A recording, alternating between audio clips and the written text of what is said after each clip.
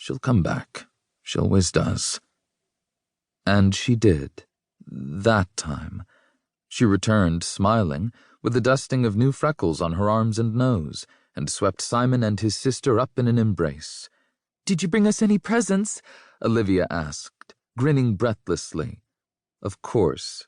Don't I always?" To Olivia, she gave a hand-carved bone bottle filled with a flaky gray substance. "Summoning ash!" Olivia squealed, clutching the bottle against her heart. "What will it bring me? Can I call a wraith?" "The surprise is half the fun, darling. Don't use it on your own, though. Your father and I will supervise." To Simon, she gave a book. "This isn't from my trip," she said. "It's a special book of my own, one I loved as a child. And now it's yours."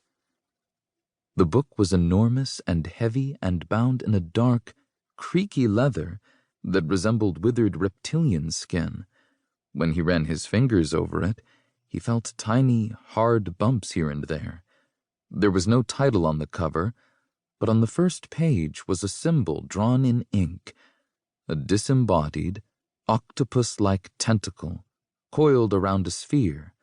Beneath that, in jagged, thorny script, was the title, Elder Gods, an Introduction.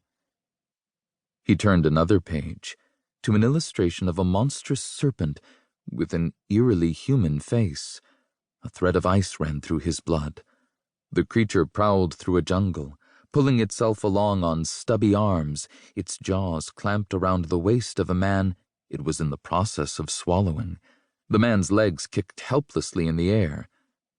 The next page began, Yig is the serpent god, also known as the father of serpents, and is primarily known through the legends of the Sunari folk in the pre-Foundation era.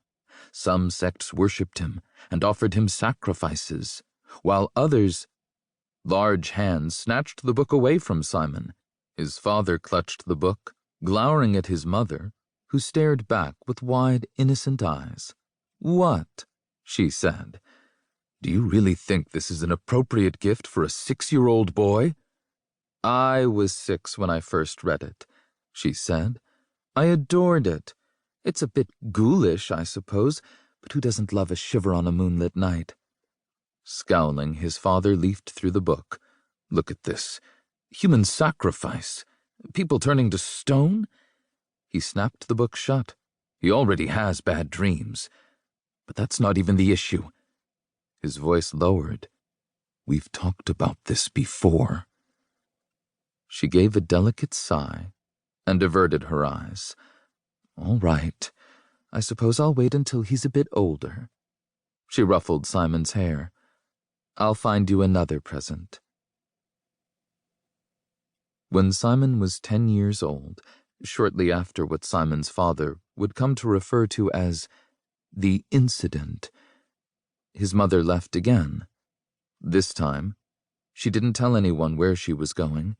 There was only a brief note. "Forgive me for this, but there is something I must do. Wait for me.